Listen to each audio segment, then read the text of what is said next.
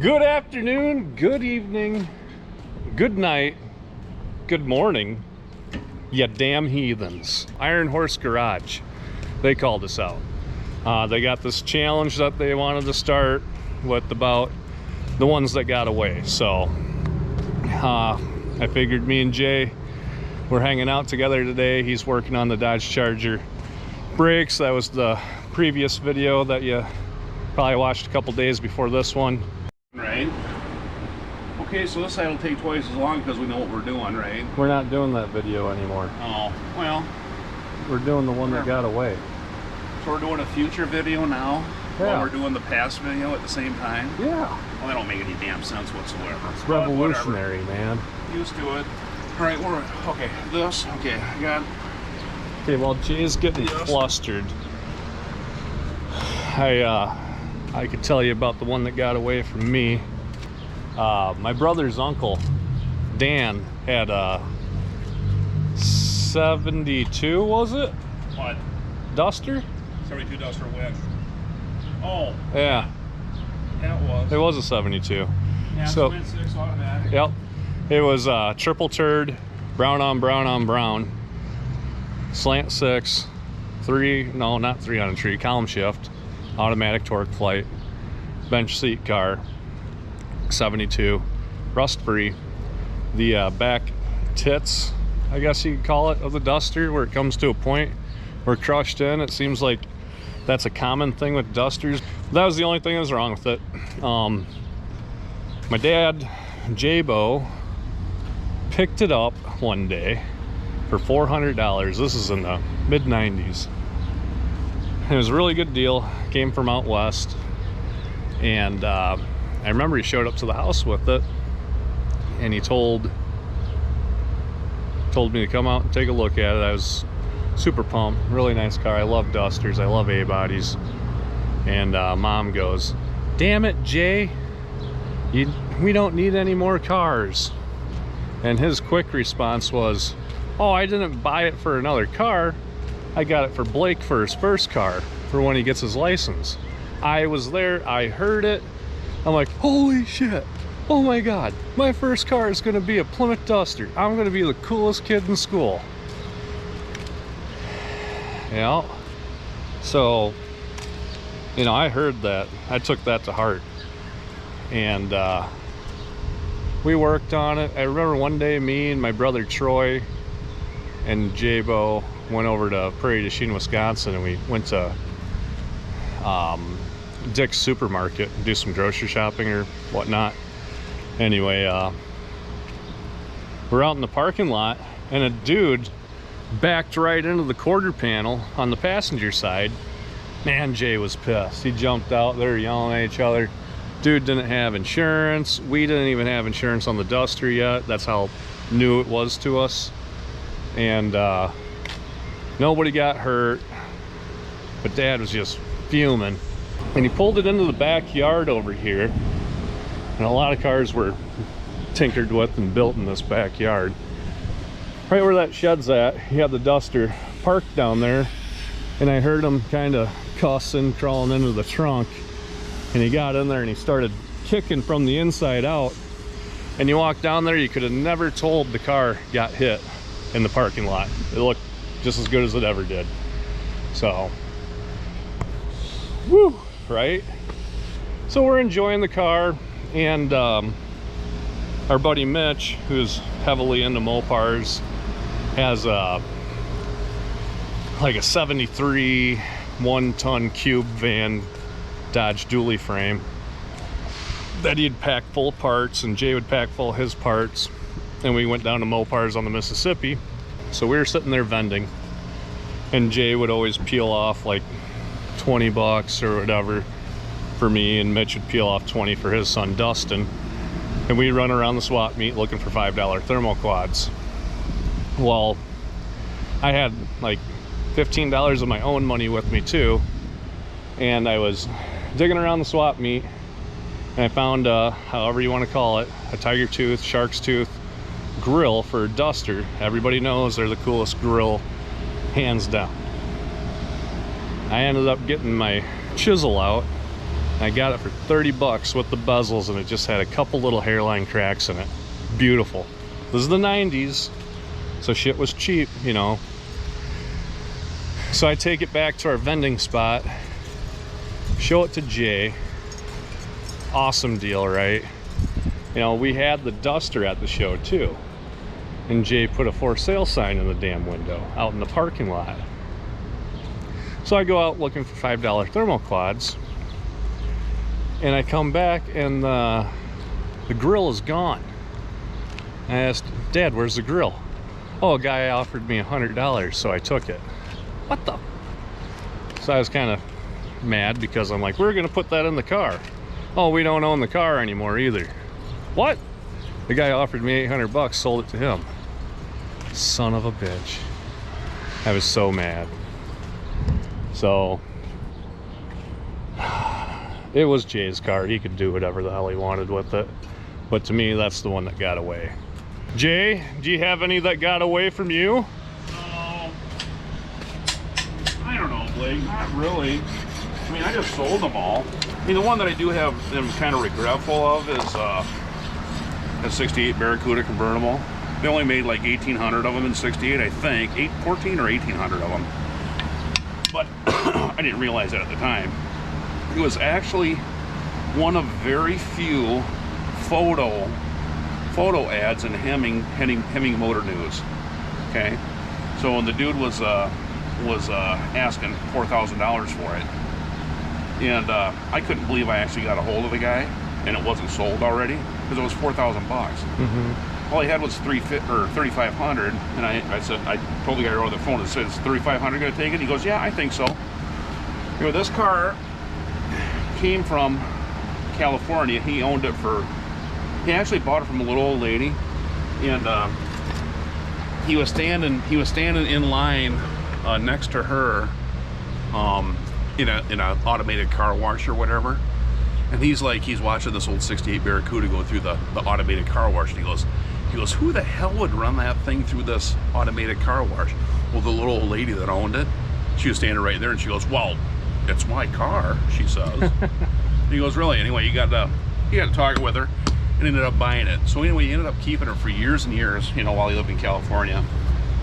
Then he moved to Chicago, northern part of Chicago, like a suburb of some sort, yeah. And when we got there, I couldn't believe just how clean this thing was.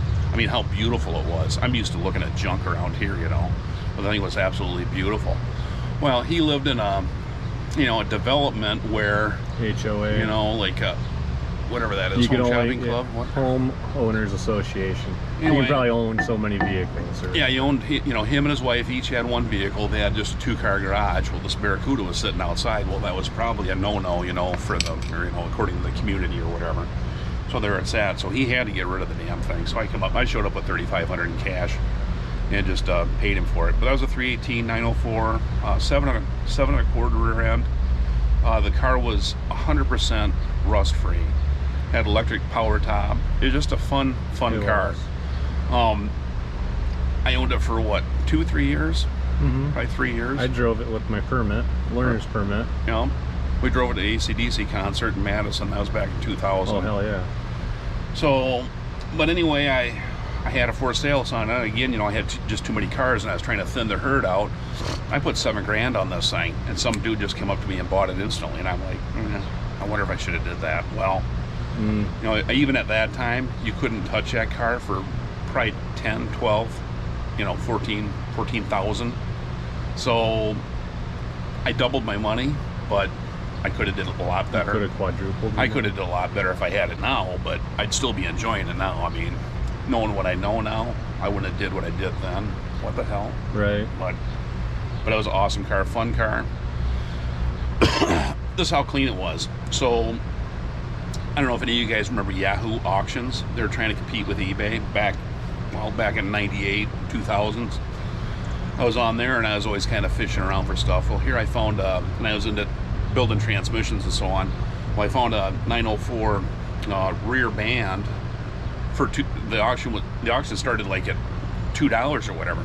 So I just bid $2 on it. Here I ended up getting this band for $2. I got it one day, about a week later, we were gonna go to Jefferson, Wisconsin, the swap meet, and I put the thing in reverse, and I heard tink. I thought, what the hell, no reverse. So we were gonna go to Jefferson on a Saturday. This happened on a Thursday. I dropped the pan first, and there's the 2 ears for the kickdown band, or not the reverse band, whatever. Right. Now that son of a bitch. So I actually just dropped the transmission out here in the driveway, threw it on the workbench right outside, gutted it, gutted the tranny, threw that reverse band in it, slammed it all back together. We ended up and running, and we're kind of driving it around on Friday. We ended up driving it to Jefferson, Wisconsin on Saturday. So, yeah, and I met one guy. His name was Bear. I think his name is Barry, but he's known as Bear on Barracuda Owners Group. Okay. So, and that's actually a Facebook page now too.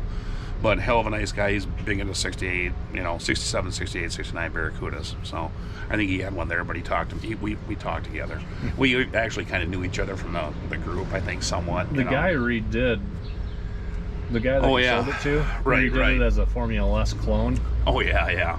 Did a beautiful job. Oh, it's really nice. I mean, there was no body work to be done, so he just repainted it. The paint was real faded real bad. But he did the Formula S stripes on the side, Formula S insignia. The engine, I think, was a worked over 360 probably, but he made it look like a 340. I mean, yeah, awesome car. Yeah, blue. It was kind of I can't remember what blue it was.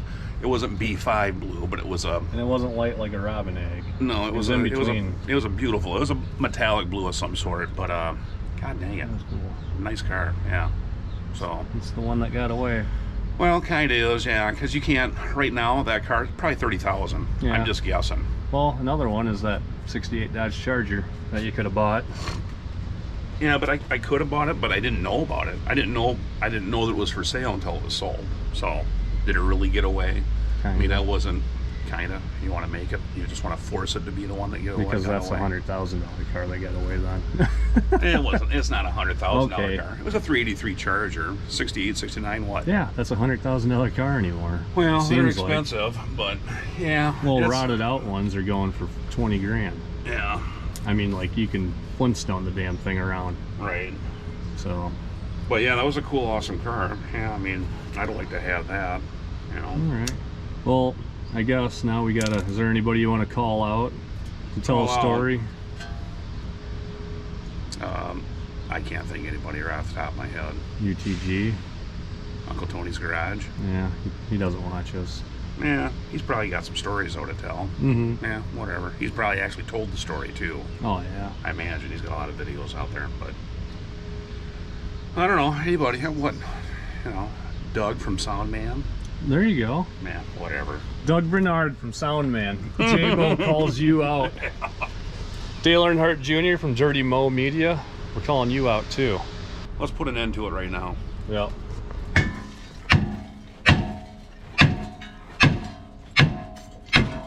Oh.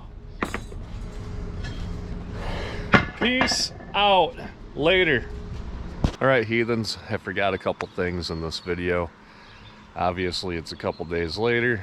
The beard is a lot shorter. The hair is a lot less of. But I wanted to mention Jay Matheson from Rabid Transit Garage also called us out in this challenge. I wanted to make sure that he got his credit due in here with the video. About the brown duster I was talking about earlier, I forgot to mention, if you notice in the intro video, there's a purple Hellcat doing a burnout. That so happens to be the person that bought that duster, and we met him years and years later, and he ended up being parked next to us in a pit stall, and I let him borrow my Mickey Thompsons, and he ended up thinking Jay looked kind of familiar, and we started talking, and holy shit, that's the guy that bought the duster. So I believe he still has it. Another thing is, on the call outs, I wanted to call out Mopar Man 1978 so he can get involved with this challenge, because I'm pretty sure he's had some Mopars throughout the years, and or opportunities, and things have probably gotten away from him also. So I just wanted to add a couple things into the video. I didn't want to make anybody mad, Jay, because I filmed it and I got home and you had yours out. So, all right, you've been warned. And Judd, I just got done watching your Chevy video. What's this all about, buddy? You can't look as good as this just because you got the same hat. So, alrighty. Thanks, heathens. Take it easy.